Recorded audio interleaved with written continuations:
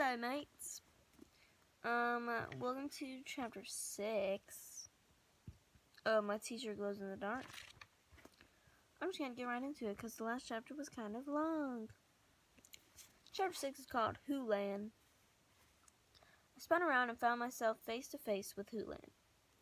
Well, face to face isn't quite right, given how short he was. It was more like navel to face. Navel means belly button. Anyway, he was the source of the light, and I mean that exactly. The little alien wasn't carrying a lamp or a flashlight or anything.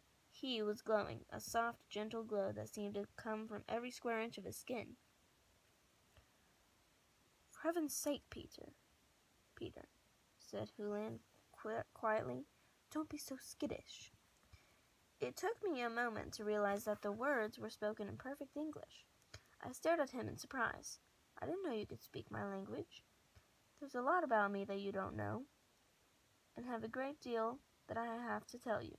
That's why I arranged to have you sent here, instead of your own room. I needed a place where we could speak in relative secrecy. Secrecy? I asked nervously. Great things are happening, said Hulan, glancing from side to side. Power is shifting, and ancient mysteries are being unraveled. His glow seemed to grow more intense. His voice and his words sent a chill down my spine. What does that have to do with me? I asked in a whisper. Nothing. And everything. Remember, information travels fast. If you know how to grease its skids. He paused, then added, I'm not sure that made sense. Why are we here? I asked, trying to get him back on track. Where are we, for that matter? In a storage space in the lower third of the good ship, New Jersey, which at the moment is heading past the planet you call Jupiter. That scared me. The last spacecraft Earth sent past Jupiter had taken years to get there. We must be moving at an incredible rate. On the other hand, it was a straight answer.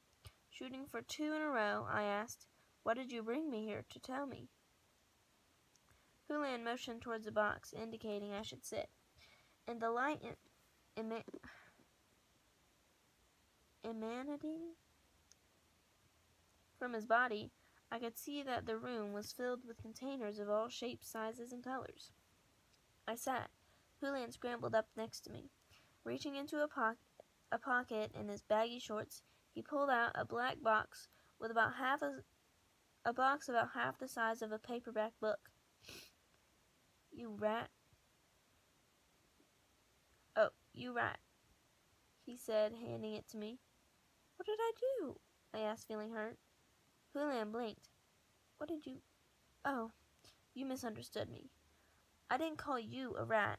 This device is a U-rat, a universal reader and translator. Press your thumb against the top corner. I did as Hulan said. The box opened pretty much the way a book would if it was only made of 2 very thick pages, except the U-rat was now stiff, as if it had never been closed.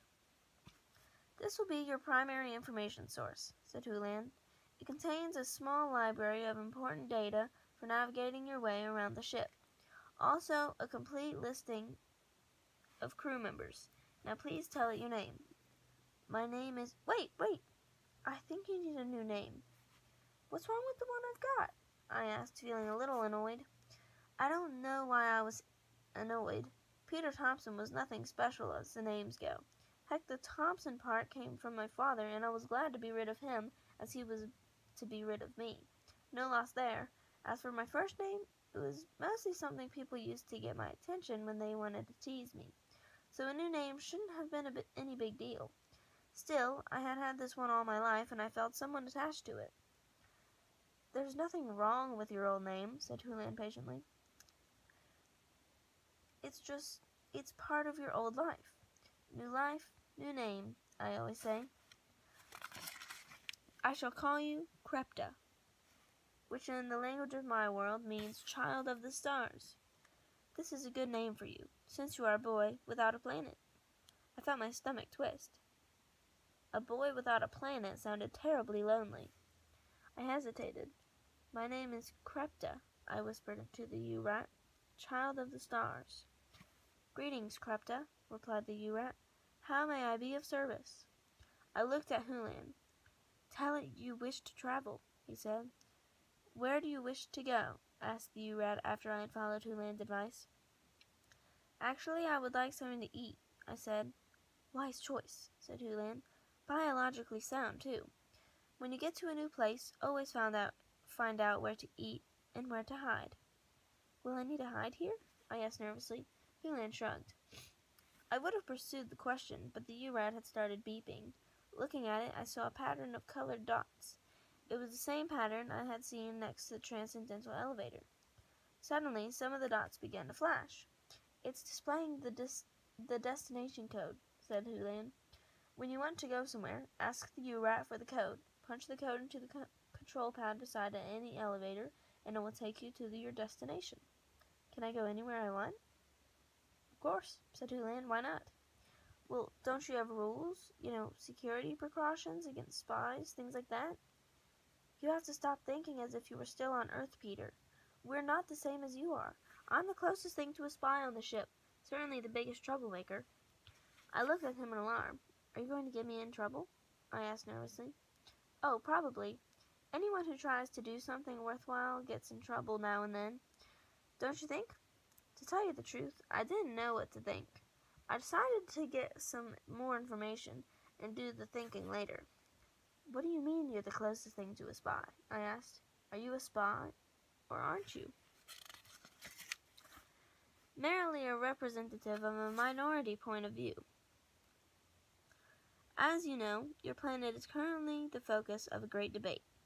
At the moment, I am on the losing side of that debate. What side is that? Before Hulan could answer, I heard another beeping. Reaching into his pocket, he took out a second U-Rat.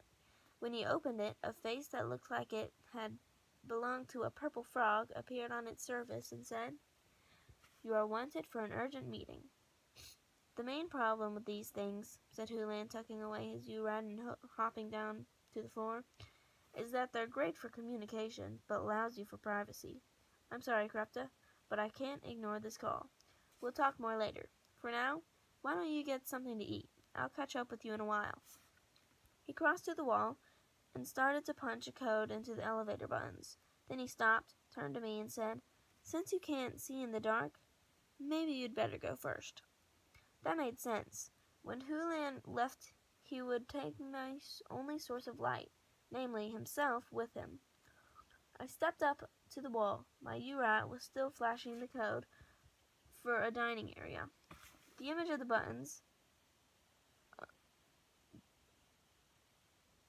lighting up in a certain order, pausing and then repeating the sequence. I watched the code twice, then punched it into the control pad. Taking a deep breath, I stepped through the wall and into the middle of a fight. That's the end of chapter 6. The next chapter is pretty good. I remember it. Yeah, I'll make another one.